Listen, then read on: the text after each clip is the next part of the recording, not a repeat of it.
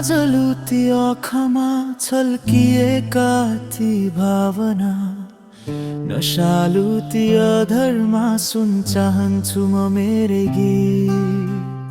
कोमल ती हातले स्पर्श गर्दा आफूलाई बिर्सन म सक्दिन तिमीसँग लगाएको प्रीत। प्रियसी म कसरी भनु यो हृदयको हो चाहना,